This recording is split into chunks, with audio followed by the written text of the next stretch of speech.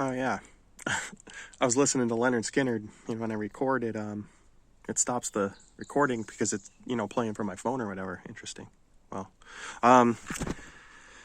so I'm going to replace the oil pressure sending unit as well, which I know for 100% that's leaking. But I also found what I think you mentioned up here.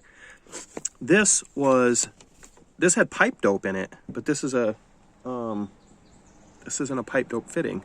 So I took it all out and I cleaned it all up, and I pocked the washer. So I made the washer kind of bend instead of it being flat.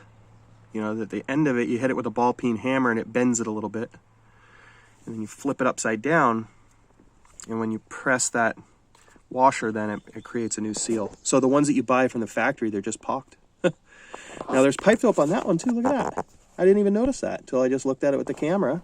I just learned a new way to look at stuff. But,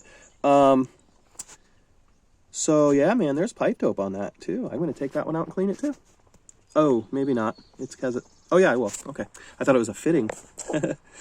Anyways, this was leaking for sure. I mean, it was caked on there from years, and it's wet. If you look behind there, it's actually wet.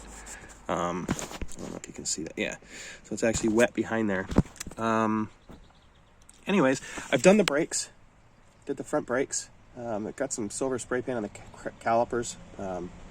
Don't shoot me. And there's anti-seize in there. I'm not going to touch it because it'll get everywhere.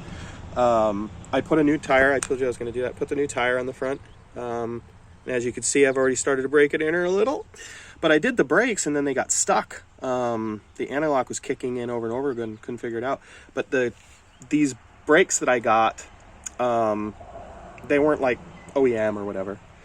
I'll not make the same mistake twice. But I actually had to use my Dremel and grind out little pin holes there. To make them, instead of a slot, I had to make them like an egg. So that was pretty cool. And then these I took out and I used a drill.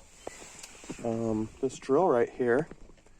I used it with my scrubby pad, wherever that went to. I don't know what's that. But I cupped the scrubby pad around the bolts and I cleaned them so they're slides. And then I put anti-seize on everything and I torqued it. So now, when the bike is up on its back tire, my back hurts so bad today. I can actually move the tire now, which you're supposed to be able to anyways. Oh, little note, don't ever put your hand behind the caliper. This finger, don't ever put this particular finger, that one that's purple, don't put that behind the caliper and then spin it, because this thing right here gets trapped behind the caliper and you feel like you want to die. Just be careful. That's all I'm saying. All right. Valve cover missing. So otherwise, I got the entire bike apart, and I'm gonna do everything I need to from here. Everything's been cleaned out. It was all like it looked like a mouse was living in here or something. They live in every bike, so it's no big deal. Otherwise, yeah, I just kind of cleaned everything up, and I've seen some connectors were replaced and stuff. Looks great.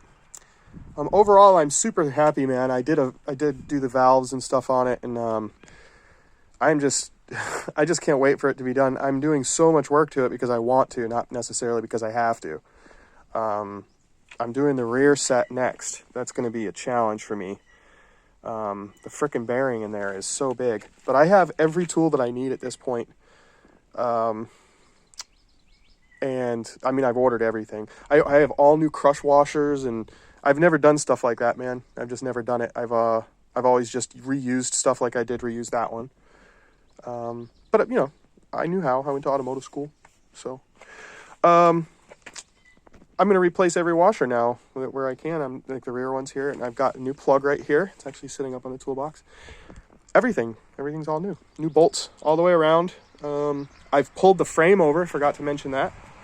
I pulled the frame over where this frame, was kinked. It's now not so kinked. It still looks like the instrument panel is kinked, and I'm going to fix that next. It's on an aluminum bracket.